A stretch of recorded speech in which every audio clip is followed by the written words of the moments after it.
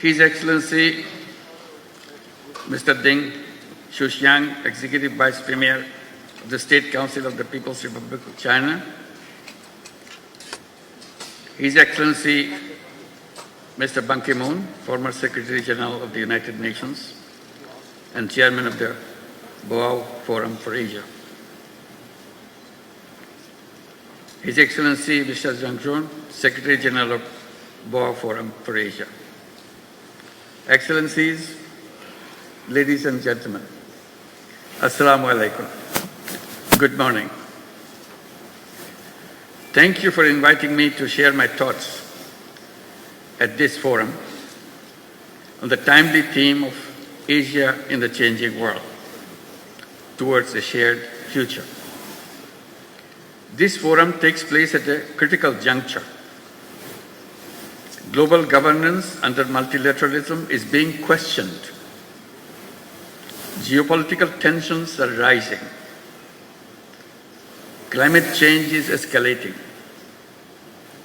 Debt burdens are unsustainable. Humanitarian crises are growing. Political will for development cooperation is weakening. The world is facing an alarming shortfall in collective action.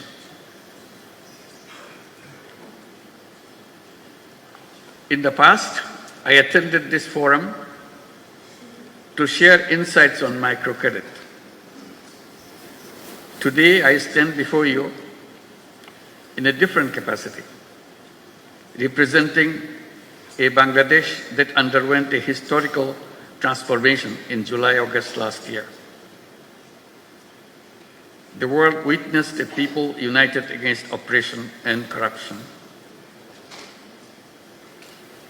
Our youth and citizens demonstrated exceptional resolve and strength to redefine the future of Bangladesh.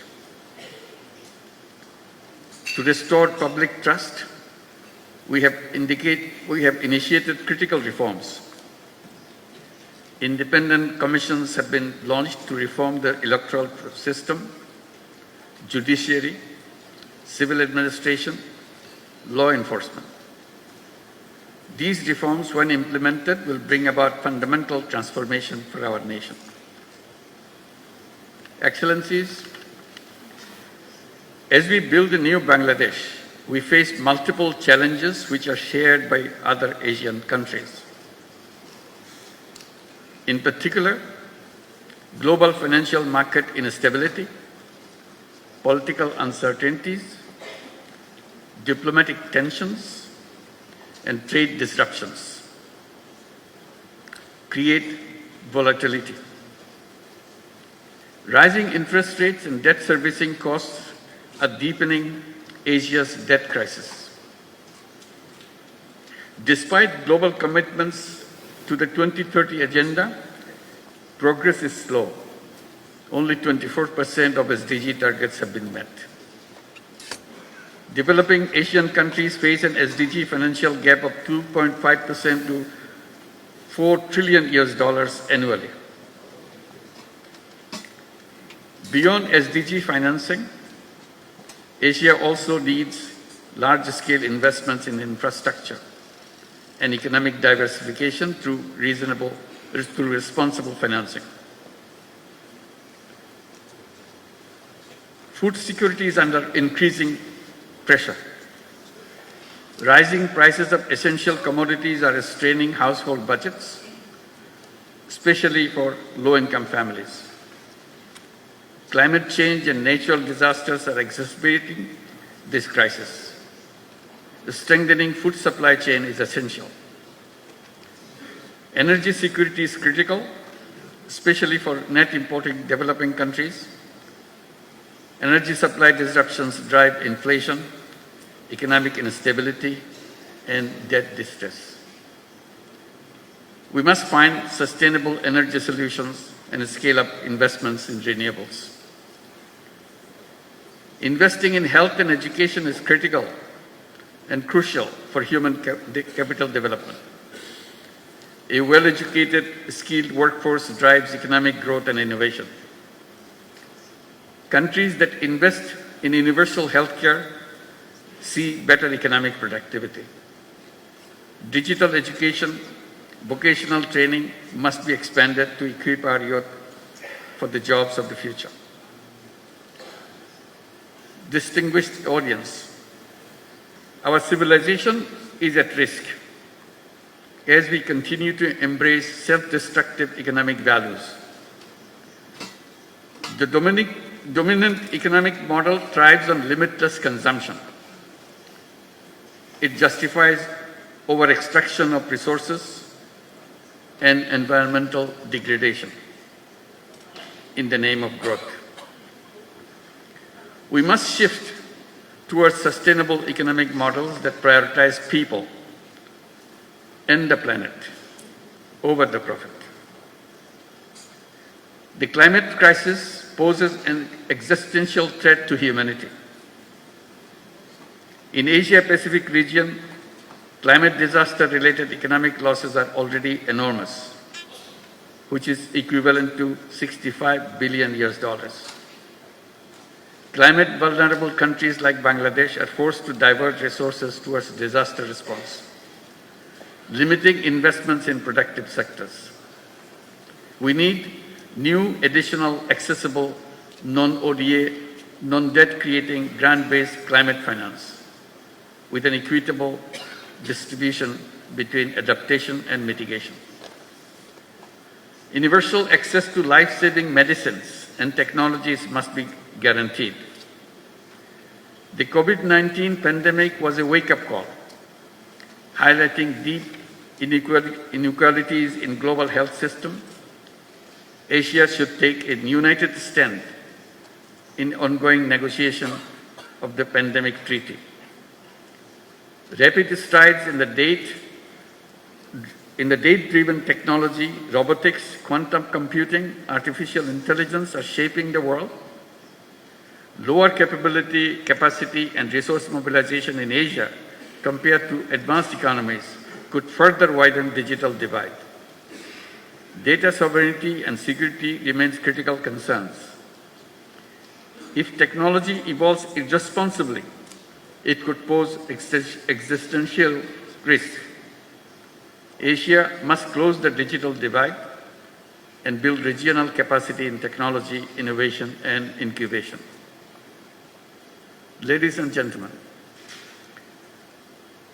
Asian cultural diversity, with its rich tapestry of languages, traditions, philosophies, customs, is a testament to the resilience and creativity of human civilization.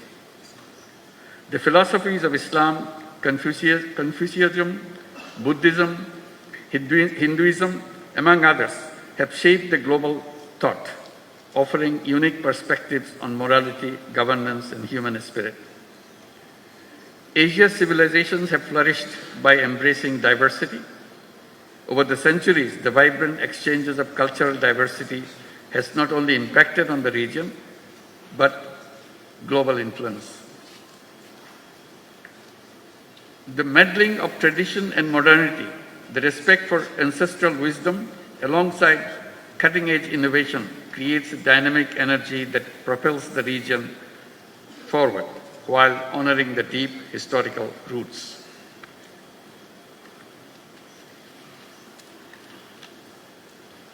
Asia's demographic dividend presents immense potential. A growing workforce, particularly young people, can drive innovations and productivity.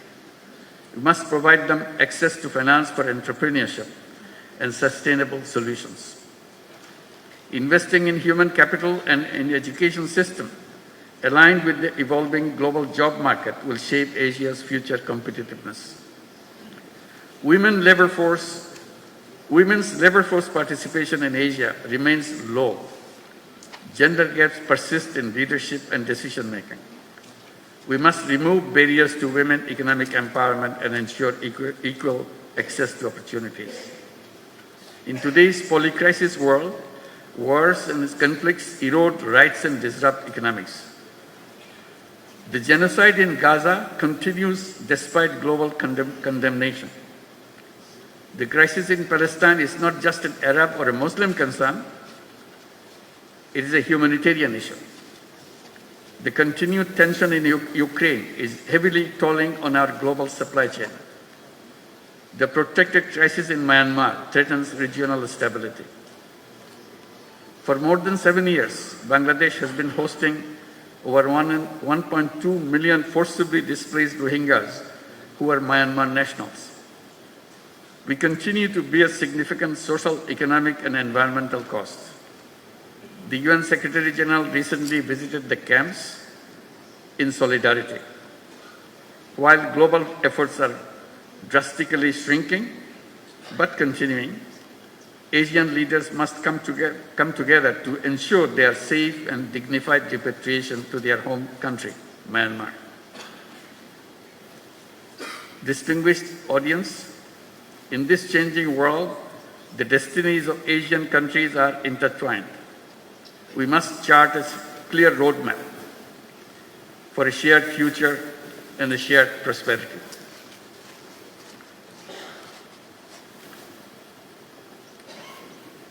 First, financial cooperation.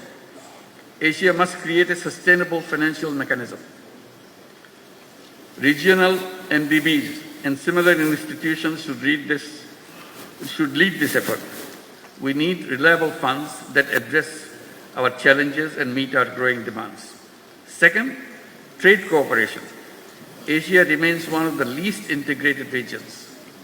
This weak integration stifles investment and trade. We must work to boost trade cooperation immediately. Third, food and agricultural cooperation. We must promote resource-efficient farming. Domestic production must be enhanced for food security. We need to reduce import reliance and achieve self-sufficiency. Expanding tech-based sustainable agricultural solutions and innovations in regenerative and climate-smart farming is key. Finally, mobilizing intellectual resources and youth power must be at the center of our collective actions.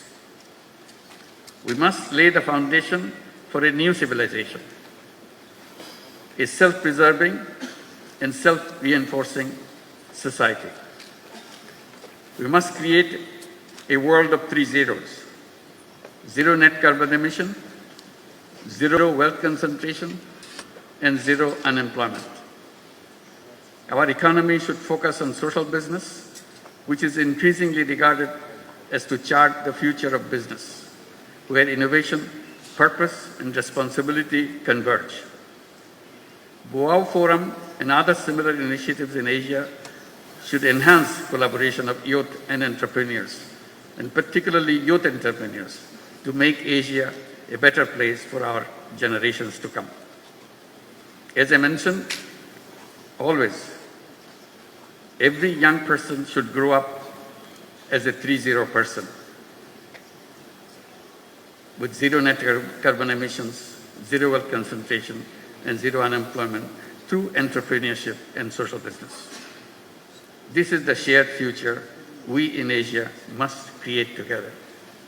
Thank you very much for your attention.